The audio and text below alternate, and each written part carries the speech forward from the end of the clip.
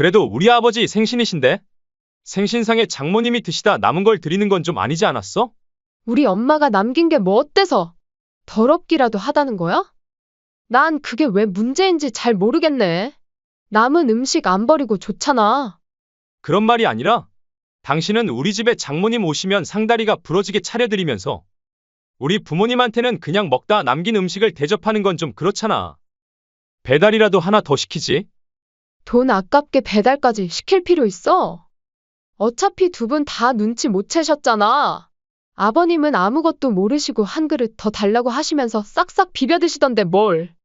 그건 그렇긴 한데 그래도 너무 남은 음식 티났어. 불고기인데 고기도 없고 국에 건더기도 하나 없던데. 아이, 몰라, 괜찮겠지.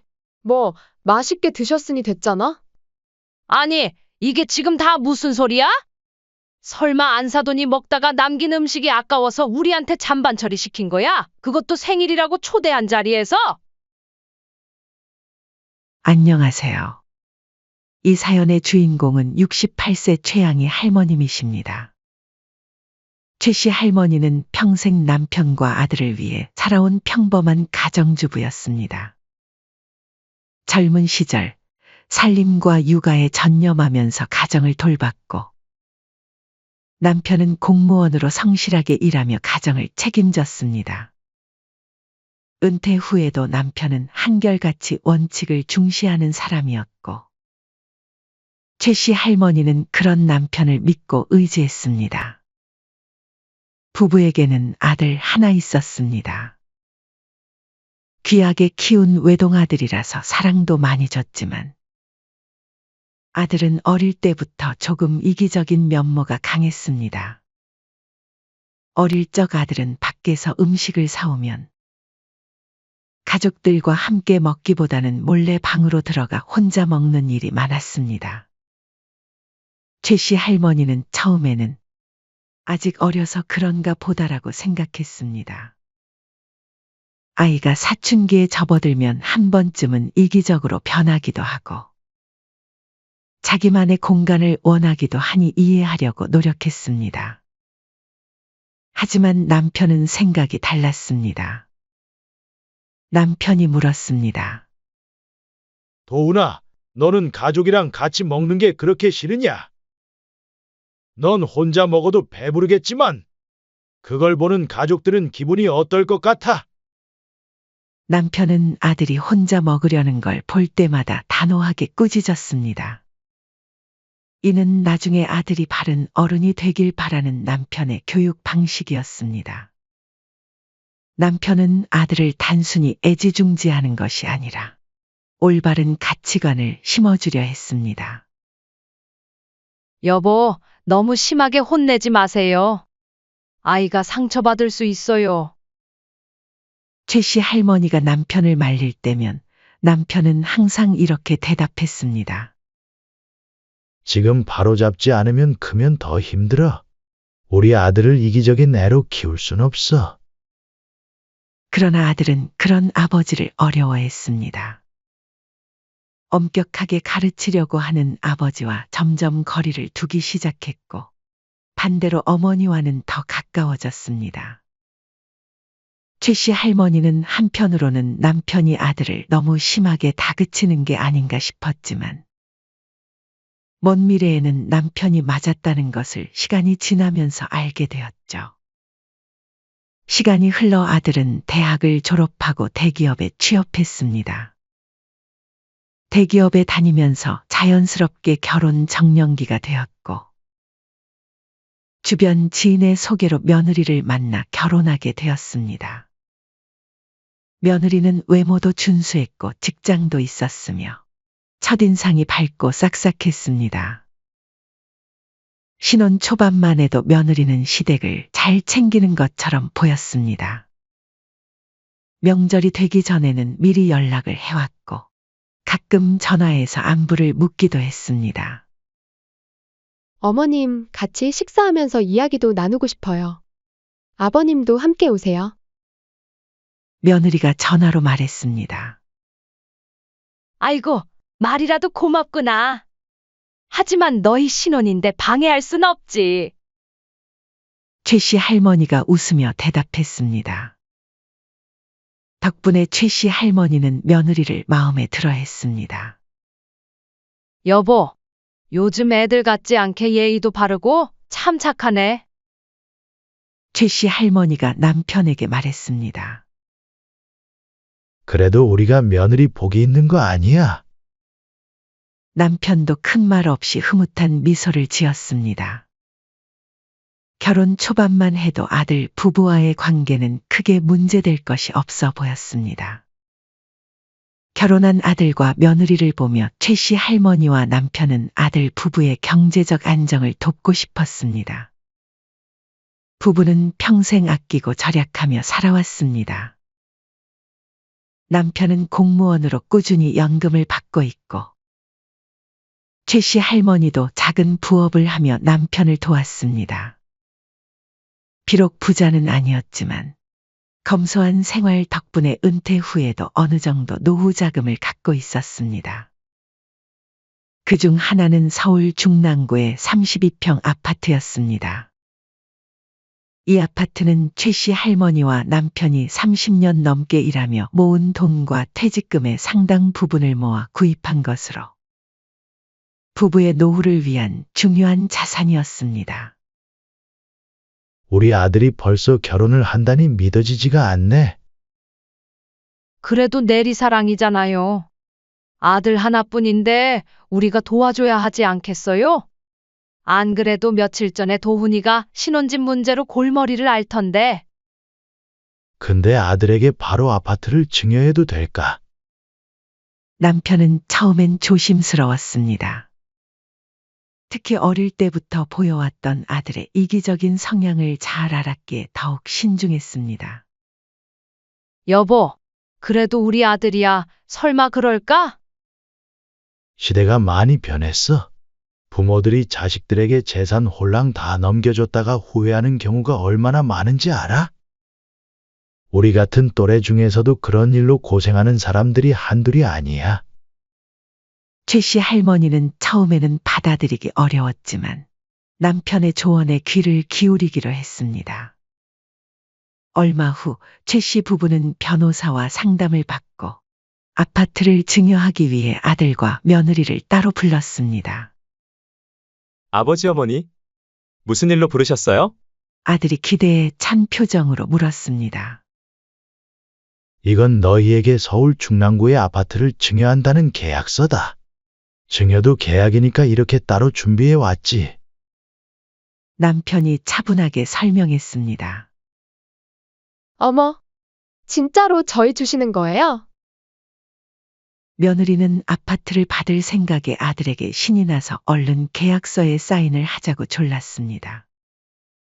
아버님, 어머님 정말 감사합니다. 이 은혜는 저희가 평생 갚아도 모자라겠어요. 아들과 며느리가 서명을 마치고 환하게 웃으며 말했습니다.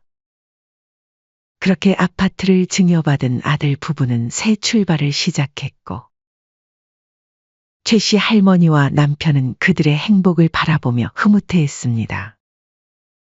하지만 이것이 앞으로 펼쳐질 예상치 못한 사건들의 시작이 될 줄은 아무도 몰랐습니다. 시간이 흐르면서 점점 아들 내외의 태도는 점점 달라졌습니다. 특히 며느리가 먼저 연락하는 일이 거의 없어졌습니다.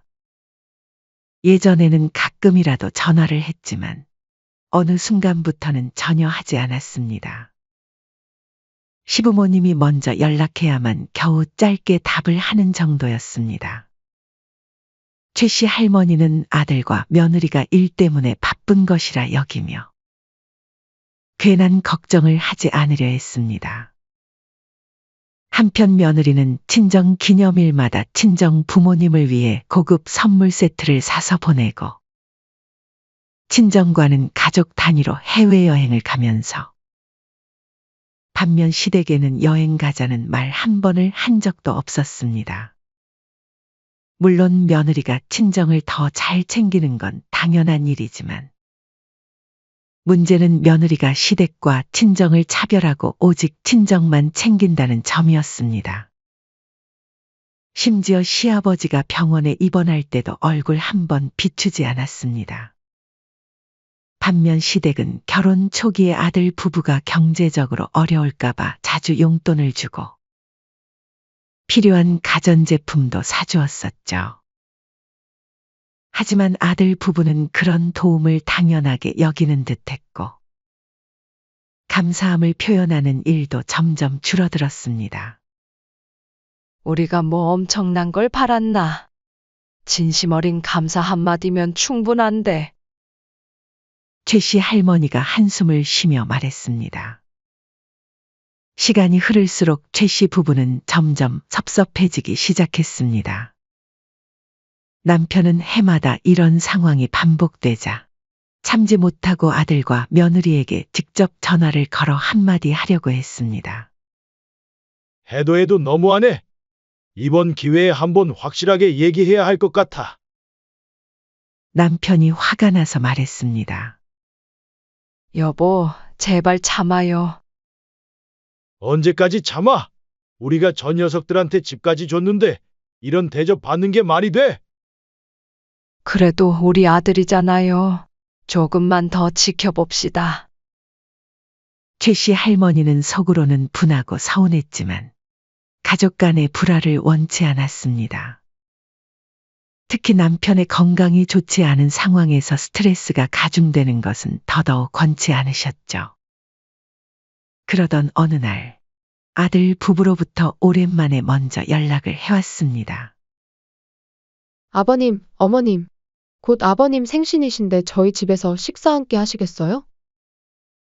최 씨 할머니는 순간 놀라며 남편과 얼굴을 마주 보았습니다. 웬일이래? 우리가 서운한 내색을 해서 그런가? 최 씨 할머니가 속삭였습니다. 남편은 의아한 표정으로 고개를 저었습니다. 글쎄. 갑자기 무슨 바람이 불었길래 그러지? 사실 섭섭한 감정이 아직 다 사라지진 않았지만 그래도 자식이 먼저 초대했다는 사실이 기뻤습니다. 최 씨 할머니는 며칠 전부터 기대에 부풀어 올랐습니다. 이제야 아들과 며느리가 정신 차린 건가? 그래도 생일이라고 대접을 받으러 가는데 아주 조금은 기대해도 되겠지? 그래도 아들 부부가 초대한 자리인데 최소한 정성껏 차린 음식으로 대접하지 않을까 하는 마음이었습니다. 최 씨 할머니와 남편은 빈손으로 가기 싫어서 아들이 좋아하는 과일을 사고 며느리를 위한 작은 선물도 준비했습니다. 당일 최 씨 부부는 교통체증으로 무려 4시간이 넘게 걸려 아들 내외의 집을 방문했습니다. 아버님, 어머님 오느라 고생 많으셨죠? 오셔서 식사부터 하세요. 그래. 초대해줘서 고맙다, 주영아. 하지만 집 안으로 들어서서 마주한 식사 자리는 최 씨 할머니의 기대와 너무도 달랐습니다. 갓 지은 밥이 아닌 마트에서 사온 즉석밥에 반찬은 먹다 남은 반찬이 반찬통에 그대로 담겨 있었고 식탁에 올리기 위해 예쁘게 담아내지도 않았습니다. 제일 심각한 불고기는 고기라고 부르기 어려울 정도로 고기는 몇 점 없고 거의 야채와 국물뿐이었습니다. 국은 건더기가 하나도 없었고 국물만 가득했죠. 순간 최 씨 할머니와 남편은 눈을 마주쳤습니다.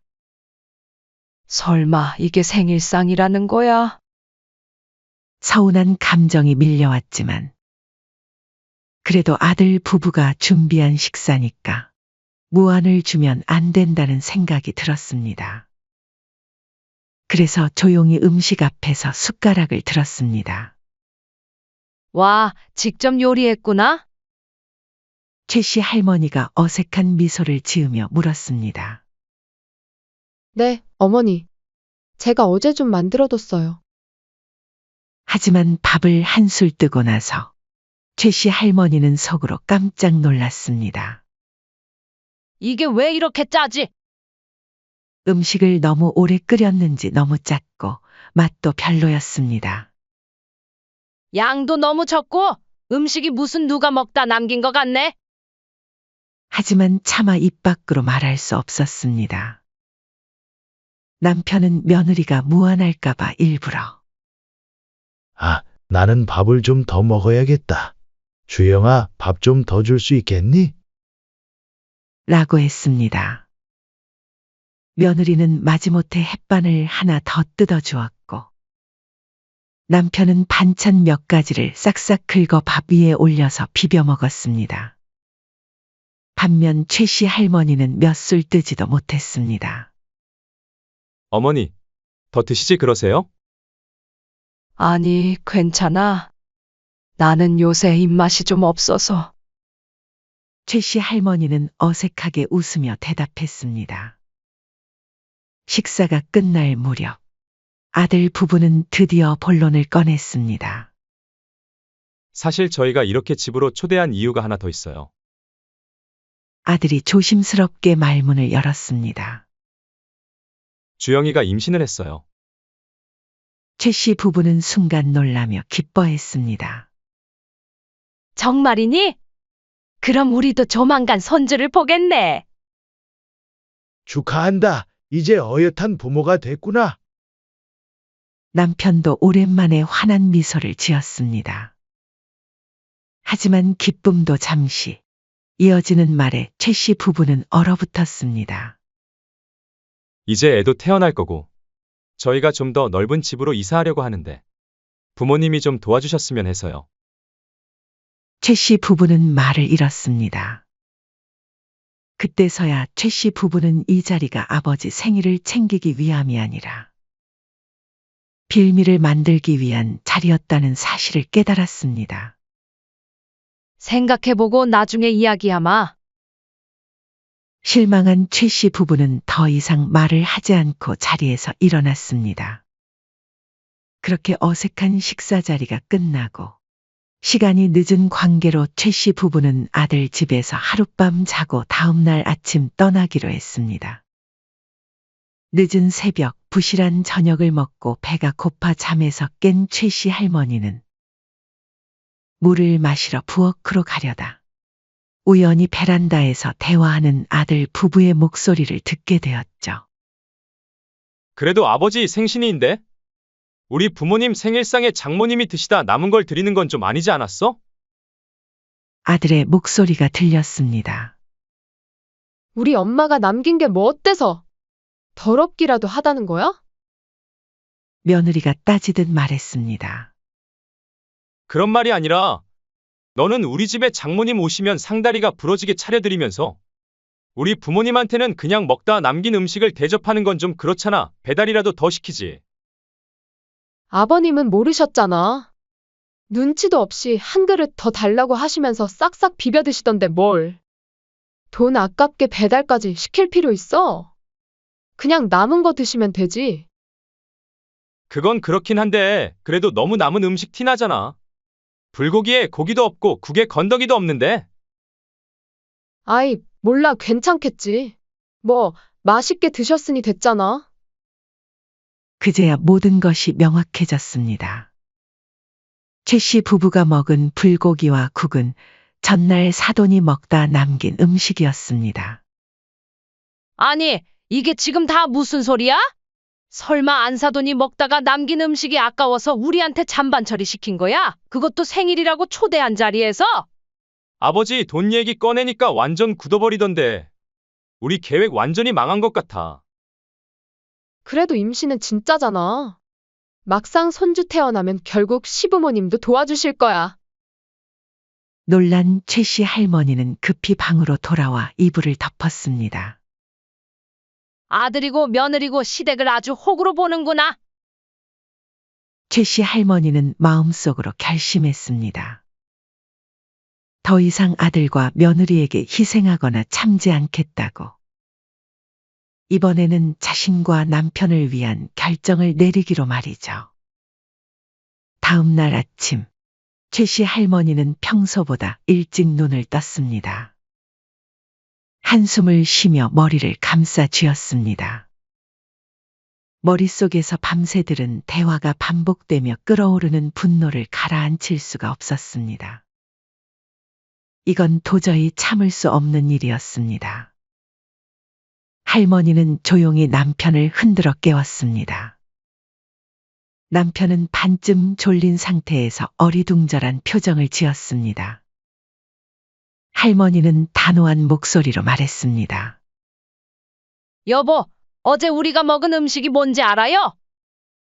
남편은 반쯤 졸린 상태에서 어리둥절한 표정을 지었습니다. 불고기랑 국이잖아. 맛은 없었지만 갑자기 아침부터 무슨 뜬구름 잡는 소리예요. 하지만 최 씨 할머니가 입을 여는 순간 남편의 표정이 점점 굳어갔습니다. 그게 문제가 아니라 사돈이 먹다 남긴 거 그대로 우리한테 내준 거예요. 우리가 먹은 불고기랑 국 전부 다. 남편은 순간 말을 잃었습니다. 그러다 얼굴이 붉어지더니 벌떡 일어나 방을 나섰습니다. 김도훈! 당장 방에서 튀어나와! 거실에서 큰 소리로 아들을 불렀습니다. 아들은 갑작스러운 아버지의 분노에 놀라 잠에서 깨어나왔습니다. 곧이어 며느리도 부스스한 모습으로 방에서 나왔습니다. 아버님, 무슨 일이세요? 남편은 두 사람을 노려보며 이를 악물었습니다. 우리가 평생을 너를 어떻게 키웠는데 감히 우리한테 그런 짓을 해?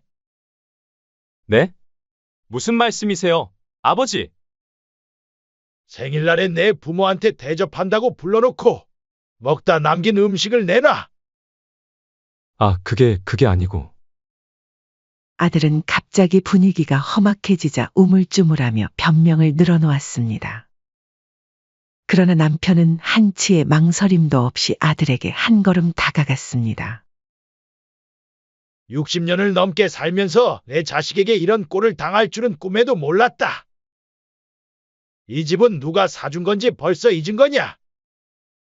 남편은 아들의 변명을 들을 생각도 없이 단호하게 말했습니다. 며느리는 그제야 분위기가 심상치 않음을 깨닫고 목소리를 높였습니다. 아버님, 고정하세요. 저희가 일부러 그런 것도 아니고. 너도 조용히 해. 일부러가 아니라면 그게 더 문제 아니냐? 남편의 한마디에 며느리의 얼굴이 붉어졌습니다. 하지만 며느리도 만만치 않았습니다. 그래도 이렇게까지 화내실 일은 아니죠. 솔직히 시댁이 저희한테 해준 게 뭐가 있다고. 뭐? 요즘 부모님들 다 자식 도와주는 게 당연한데 우리는 겨우 집 하나 받은 것뿐이잖아요? 며느리가 계속 말했습니다. 그 순간 이번에는 최 씨 할머니가 참지 못하고 소리쳤습니다. 네가 아주 단단히 미쳤구나. 그 순간 최 씨 할머니가 며느리를 향해 소리를 빽 지르자 갑자기 온 집안이 쥐죽은 듯 조용해졌습니다. 겨우 집 하나라고 그 집 하나가 얼마나 값진지 알기나 해? 그 집은 우리가 평생 모은 돈으로 산 거야. 우리 노후를 위한 거였어? 그래. 우리가 너희한테 집을 준 것이 인생에서 가장 큰 실수였어? 그동안 참아왔던 서운함과 분노가 한꺼번에 터져나왔습니다. 너희 반드시 후회하게 될 거야. 이제 너희가 무슨 짓을 했는지 똑똑히 보여줄 테니. 여보 집으로 돌아갑시다. 최 씨 할머니와 남편은 집으로 돌아와도 분이 풀리지 않았습니다. 아들과 며느리를 크게 혼냈다고 해서 이 일이 모두 끝난 것이 아니었습니다. 최 씨 할머니는 무언가 결심한 듯 남편에게 말했습니다. 여보, 이번 기회에 자식놈 버릇을 제대로 고쳐줘야겠어요. 버릇을 고쳐준다니? 남편이 의아한 얼굴로 바라보자 최 씨 할머니는 미소를 지으며 말했습니다. 그 집 우리가 그냥 준 게 아니잖아요. 그 순간 남편의 눈이 번뜩였습니다. 아, 맞다. 그게 있었지? 그들이 단순히 집을 증여한 것이 아니었습니다. 최 씨 부부는 애초부터 아들을 100% 믿지 못했습니다. 그래서 아들에게 집을 물려줄 때 부담부 증여, 일명명 효도 계약을 작성했던 것입니다. 일반적인 증여는 부모가 자식에게 아무 조건 없이 재산을 이전하는 방식이지만 효도 계약을 통한 증여는 부모가 자식에게 일정한 조건을 걸고 물려주는 것입니다. 당시에 최 씨 부부는 계약서에 명확하게 조건을 명시했습니다. 자식으로서 기본적인 의무를 다하며 부모를 성실히 부양한다. 그리고 마지막에 이 문구를 작성해 두었습니다. 그러나 효도를 성실히 이행하지 않는다면 최 씨 부부는 증여를 취소할 수 있으며 이에 대해 어떠한 이의나 청구도 제기하지 않는다. 이제 남편도 확신했습니다. 좋아. 이번 기회에 확실히 아들과 며느리에게서 집을 되찾아오자. 최 씨 부부는 곧바로 변호사와 상담을 한 후 곧바로 아들과 며느리를 상대로 증여 취소 소송을 제기했습니다. 아들과 며느리는 처음에 대수롭지 않게 여겼습니다. 흥, 우리한테 집 주고 이제 와서 뺏어간다고. 말도 안 되는 소리야. 설마 법원이 부모님 편을 들어주겠어? 집도 우리 거고 거주자도 우리야. 하지만 재판이 진행되면서 그들의 표정은 점점 어두워졌습니다. 변호사가 계약서를 제출하자 법정은 술렁였습니다. 재판장이 서류를 확인한 후 단호하게 말했습니다. 이 계약서에 따르면 피고 아들과 며느리는 부모를 성실히 부양할 의무가 있습니다. 그러나 검토한 결과 부모의 안부를 확인하거나 부양하는 최소한의 의무조차 하지 않았다는 점이 인정됩니다. 아들과 며느리는 발끈하며 소리를 질렀습니다. 아니, 무슨 겨우 그 정도 가지고 부동산 증여가 취소돼요? 우리가 부모님을 학대한 것도 아니고. 맞아요. 고작 연락 좀 안 한 거 가지고. 그리고 먹다 남은 음식 드린 거도. 그게 뭐 대수라고 다들 남은 음식 드시잖아요. 그러자 재판장이 서늘한 목소리로 말했습니다. 단순히 자식이 부모를 학대한 것만이 불효가 아닙니다. 부모와 자식 관계가 단절된 것도 아닌데 1년에 몇 번이라도 부모의 안부를 확인하는 것은 자식으로서 최소한의 의무입니다. 그런데 피고 측은 명절, 생일, 어버이날조차 연락을 하지 않았으며 심지어 부모님께 장모가 먹다 남긴 음식을 제공한 행위까지 있었습니다. 부모에 대한 자식으로서의 존중과 예의가 없었죠. 이는 명백한 증여 계약 위반입니다. 그 순간 법정 안이 조용해졌습니다. 아들과 며느리는 얼굴이 창백해졌습니다. 그동안 자기들이 했던 행동이 얼마나 비열했는지 이제서야 깨닫기 시작했습니다. 재판장은 마지막으로 말했습니다. 이에 따라 아들과 며느리에게 증여된 아파트는 최 씨 부부에게 반환됩니다. 또한 이에 대해 어떠한 이의나 청구도 제기할 수 없습니다. 바로 최 씨 부부가 완벽한 승리를 거둔 순간이었습니다. 재판이 끝난 후 아들과 며느리는 그제야 상황을 제대로 이해했습니다. 집을 잃고 돈도 없습니다. 앞으로 태어날 아이와 함께 갈 곳이 없었습니다. 아들과 며느리는 법정 밖에서 최 씨 부부 앞에 무릎을 꿇었습니다. 어머니, 아버지, 저희 한 번만 용서해 주세요. 아들이 흐느끼며 말했습니다. 며느리는 울면서 바닥에 주저앉아 손을 모았습니다. 이제 곧 아이도 태어나는데? 저희는 어디서 살라고 이렇게 매정하세요? 저희가 정말 잘못했어요. 다시는 그런 일 없을 거예요. 아들은 망연자실한 얼굴로 최 씨 할머니를 바라보며 말했습니다. 엄마, 제발 다시 한 번만 생각해 주세요. 제발요.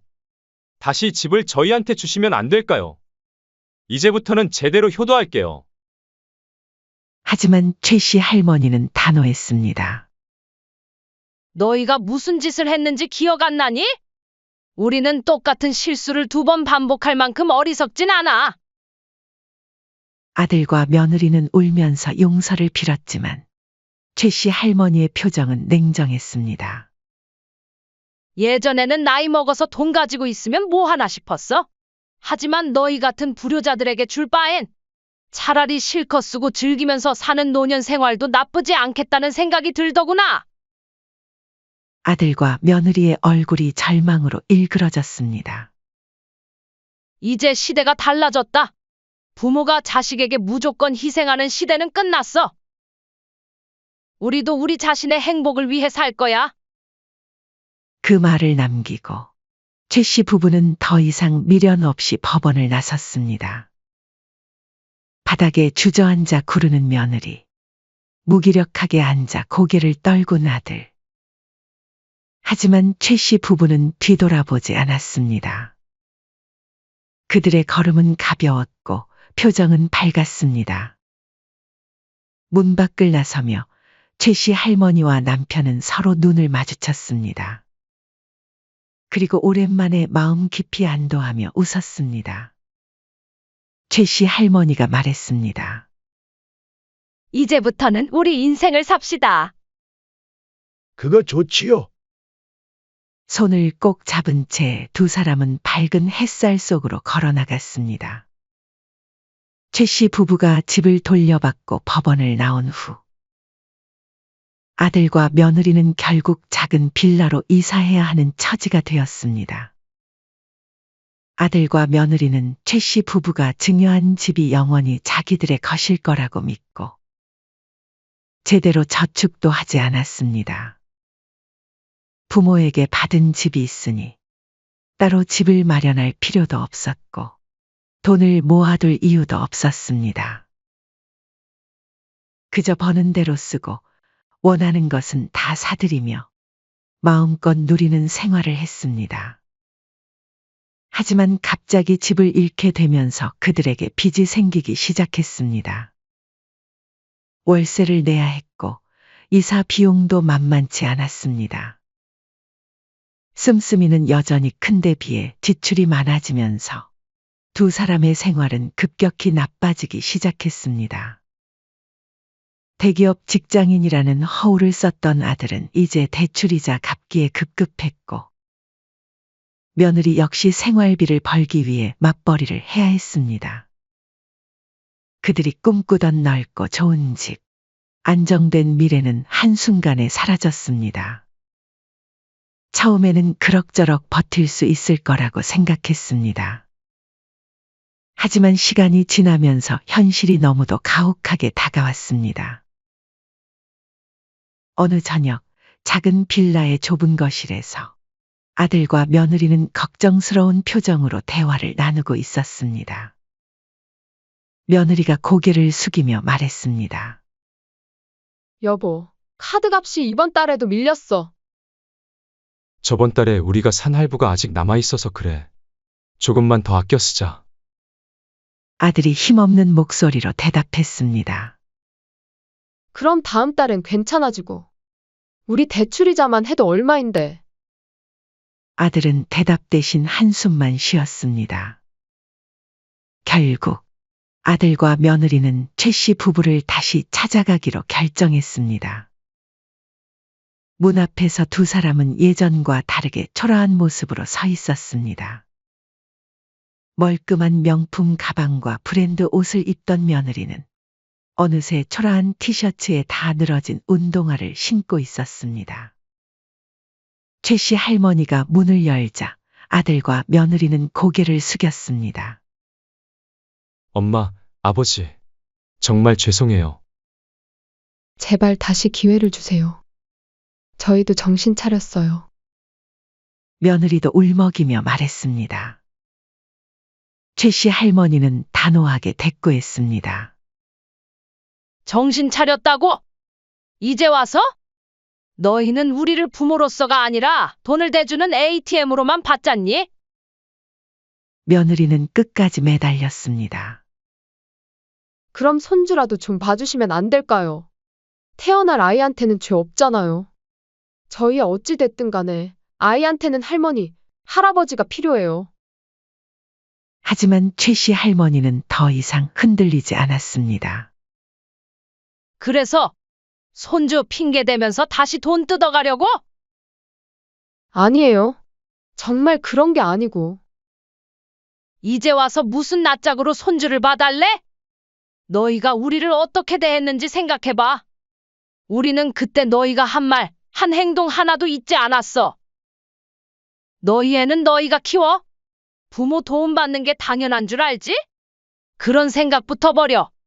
우리는 이제 너희 부탁 다 들어줄 생각 없어. 앞으로도 마찬가지야. 그러니까 다시는 이런 사정 핑계 대면서 찾아올 생각하지 마라.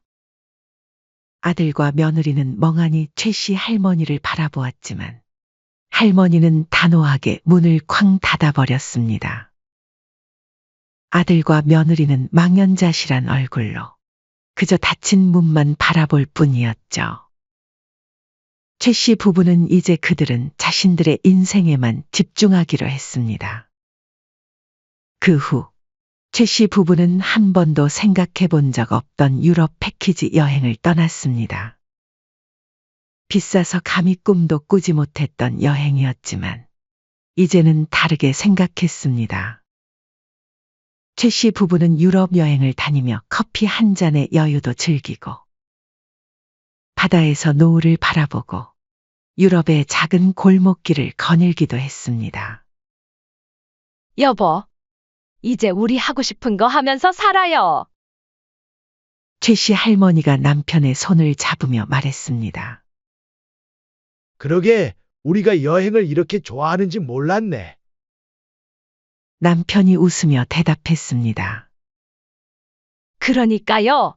평생 남들만 보내는 줄 알았던 패키지 여행도 다녀보고 진작 이렇게 살았어야 했는데. 여행을 마치고 돌아오자마자 최 씨 부부는 지금 살던 집을 정리하고 한적한 곳으로 이사했습니다. 이제 더 이상 손주를 봐달라는 전화도, 돈을 달라는 연락도, 스트레스 받을 일도 없었습니다. 그 후에도 아들과 며느리는 수차례 연락을 시도해왔지만 최 씨 부부는 쉽게 받아줄 생각이 없었습니다. 자식들도 자기들만 생각하듯 이제는 우리도 우리 자신을 먼저 생각할 때야. 그렇게 최 씨 부부는 깊은 깨달음과 함께 진정으로 행복한 노후를 보내기 시작했습니다. 끝으로 최 씨 할머님이 여러분들께 마지막으로 남기고 싶은 말이 있다고 하셨습니다.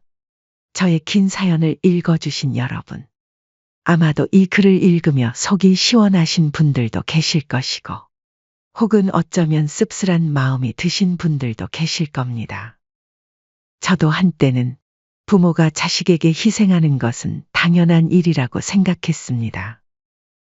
나중에 다 자식한테 돌아온다. 내가 베푼 만큼 자식도 나를 챙겨줄 것이다. 하지만 시대가 변했습니다. 자식도 자신들의 인생이 우선입니다. 그리고 부모도 조금 더 이기적으로 살아도 됩니다. 너무 희생하지 마세요. 여러분도 인생을 즐기실 권리가 있습니다. 혹시라도 자식에게 재산을 증여할 계획이 있으시다면 꼭 효도 계약을 하십시오. 아무 조건 없이 다 퍼주고 나면 나중에 후회해도 돌이킬 수 없습니다. 저도 예전에는 부모와 자식이 법정에서 소송을 한다는 것이 드라마나 뉴스에서나 나오는 이야기라고 생각했습니다. 하지만 살아보니 이런 일은 생각보다 흔한 현실입니다. 어쩌면 세상은 우리가 알고 있는 이야기보다 더 사연 같을지도 모릅니다. 그러니 부모도 이제는 더 똑똑해져야 합니다. 재산은 절대 먼저 내어주지 마시고 마지막까지 손에 꼭 쥐고 계세요. 여러분의 남은 인생도 행복과 여유로 가득 차기를 바라며 이만 글을 마칩니다. 사연은 여기까지였습니다. 구독, 좋아요, 댓글은 영상 제작에 큰 힘이 됩니다. 시청해 주셔서 감사합니다.